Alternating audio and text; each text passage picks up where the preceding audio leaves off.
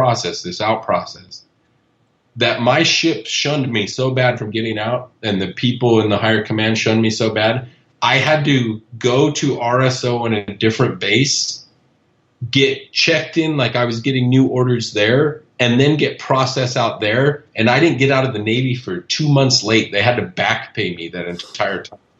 And I was working in civilian jobs. I told them, like, my paychecks quit. I'm not going to keep coming to base. I went and got jobs.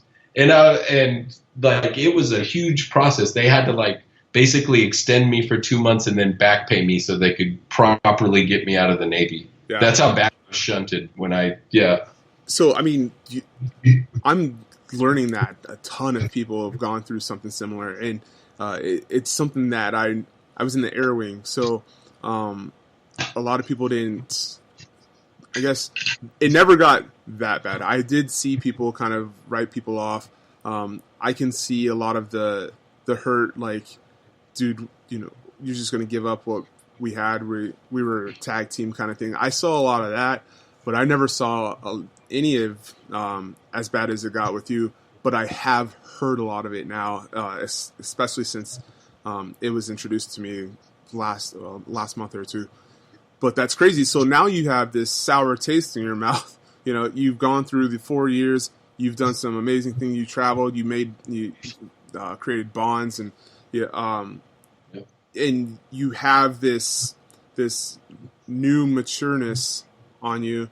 But now you have this new salty taste in your mouth for the people who are just kind of kicking to the side, like you haven't done anything for the United States for the last 4 years. So how'd you even, like, deal with that? How'd you even approach that mentally? How'd you deal with it externally?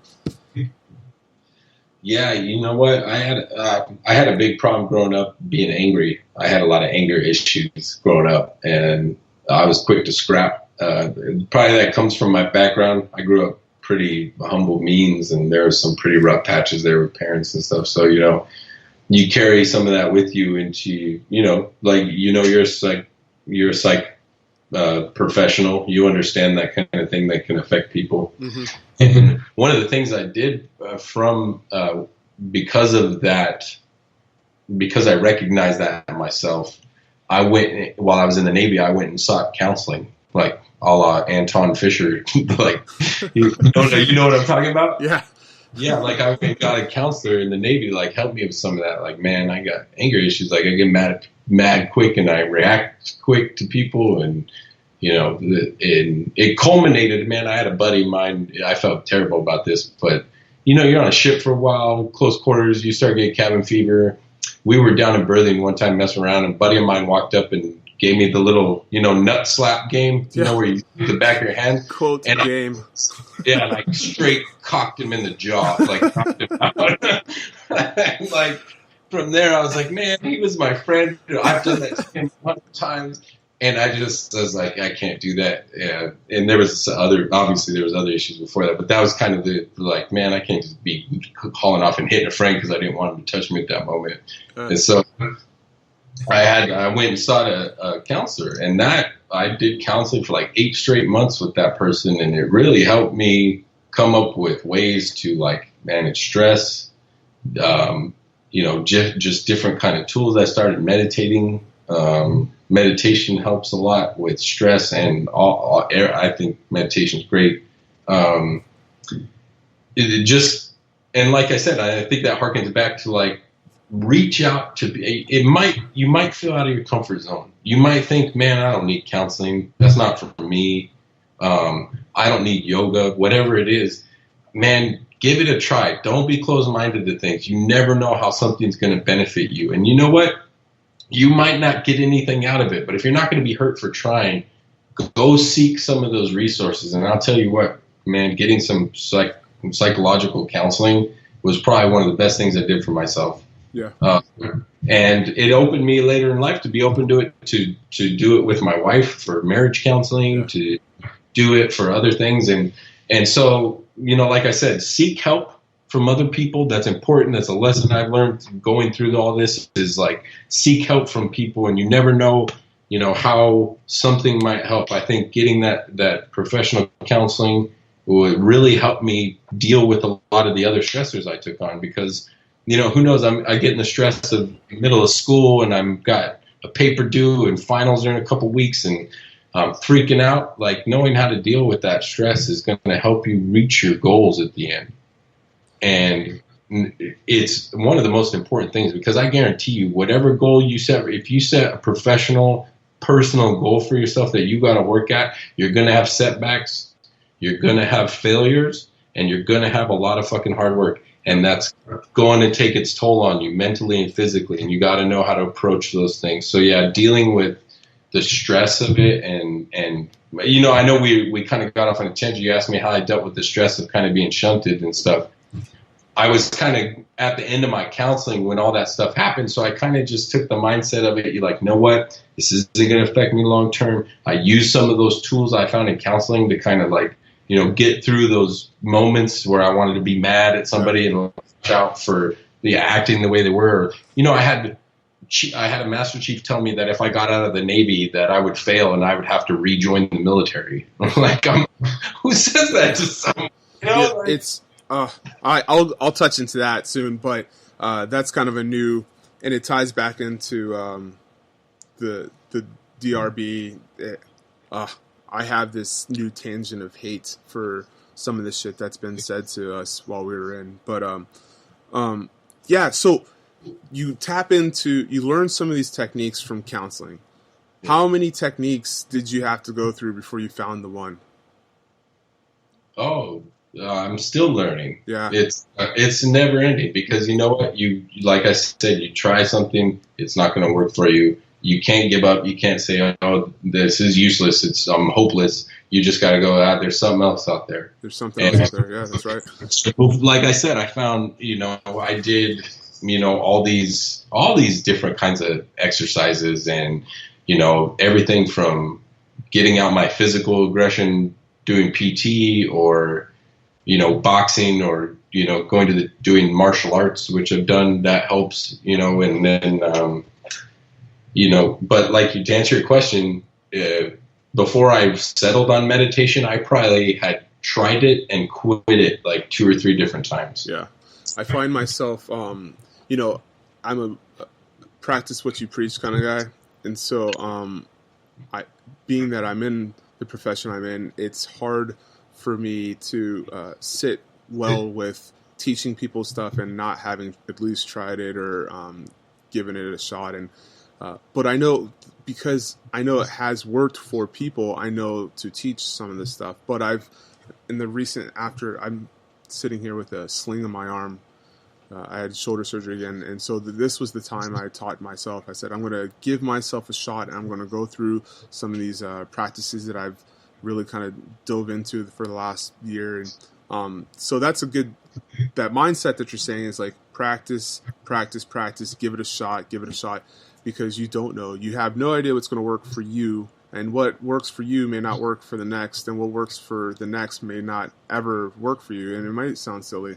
So, no, sincerely appreciate that piece of knowledge, because it's important, and a lot of veterans have come out and found how important it is for them to feel whole again. But speaking about feeling whole, can you just kind of like touch on what does it feel like before and after for somebody who is kind of on the fence? What is before, and then you meditate, and then do you get this holistic feeling? Do you just feel at ease, or what does it do for you that it could help somebody else? Yeah, meditation, when you go through the process of learning how to do it correctly, and then you go through the practicing how to do it correctly, and then when you finally do it correctly, yeah, it can be if physically relieving. Of course, it can melt away stress, and the way it does that, if you go in to do any kind of research on meditation, it kind of realigns your cognition and kind of slows things down for your brain, so that basically just all the input and stimulus that could lead you into worrying or stress about a certain topic. It kind of helps put things into perspective. And it does that by just letting your mind slow down for a minute and letting things kind of wash away so that your brain isn't bombarded by all of the stressors that you can have in your day or your life or anything you're working on. And at first, when you get into meditation, when you first do it a couple of times and you start getting into the groove of it and you feel like, okay, you feel a lot less stressed out. You feel a little more loose. Physically, you can feel it. What you start noticing is if you continue to practice it and do it over time, it almost becomes like a maintenance thing, like hitting the gym every couple of days. Mm-hmm. Like it just helps keep you in that groove, and you do it. You realize, okay, I can do it in a moment where I need it to get me through something, or I can do it as part of a routine that helps me maintain. Yeah. And so that kind of aspect of it has been great. Like, yeah, I do it in the moment to help me get through some tough times if I need it at that moment. And then there are times where I just do it to like give myself a habit, a good habit that is good for me mentally, good for you physically. There's a lot of good studies and benefits of meditation. I recommend it to people. I first learned about it actually in martial arts. The kind of martial arts I did is a very spiritual one. So we do meditating at the end, and that kind of got me into it, first using it and then talking about it with a counselor and getting back into it. He gave me resources to, learn how to do it. Because it is it's something you do. People think of meditation and they think of, a monk sitting there quiet in a room. Like, there's many different forms of meditation you can do, and it's just a way to kind of exercise your cognition and your brain and all those things that create mental illness and create stress and anxieties and worry, and those things have a physical effect. That's just a way to kind of clear that stuff out of there. Think of it like bad cholesterol. And when you go and you hit the gym, you pump all that bad cholesterol out of your veins so that your arteries don't get clogged. Well, it's just meditation is that for the brain. For the brain, yeah, that's right. I'm just enthralled into this conversation. I might have to split this into two, but that's not a bad thing. That's a good thing. So what I'm going to do is I'm going to take this. Don't worry about what I'm doing. I'm just going to pause for like 10 seconds so I know where to split it. And I started smoking weed. That helps. It's funny. I don't know. Do you? Is that something you want to talk about on there? What's funny? I kind of like. Yeah. You know what? Yeah. Okay. I will talk. Because I have a story that I haven't actually. I don't think I've actually put it out in the public, and I think I'm at that point too. So let's just pick up there. So we talked about meditation, and we talked about other techniques, and you actually just said something that I think is interesting, especially since here in California, and it just passed as a law that we'll be able to recreationally smoke marijuana very, very soon. I guess now, right? I'm going to apologize because I do not follow the very specifics of politics the way that some should, and I know that that's your forte now. So if I get anything wrong, please. Oh, you know what? Don't apologize, but that's a stick in my craw for sure. I feel I'm going to go on a little tirade. Don't feel I'm beating you up right now. No. This isn't directed at you. But like I said, there's no one that has more of an affection for our system of government the way it was founded than me. Like, I'm just enamored with it.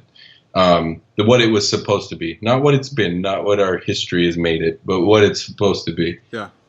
And to me, when you're given democracy, you're given self-rule, you've been handed something that not a lot of, and when it was done, especially, not a lot of people, actually no one had ever had before. And part of me is like, because it was given to you, you have a responsibility to maintain it. And maintaining it is that civic duty. That civic duty is, all you have to do is vote. But in my mind, you have to have an informed vote. So That's my tirade. I'm Please, over here if shaking my head, yes, and up and down, because that's I don't know. That's why I believe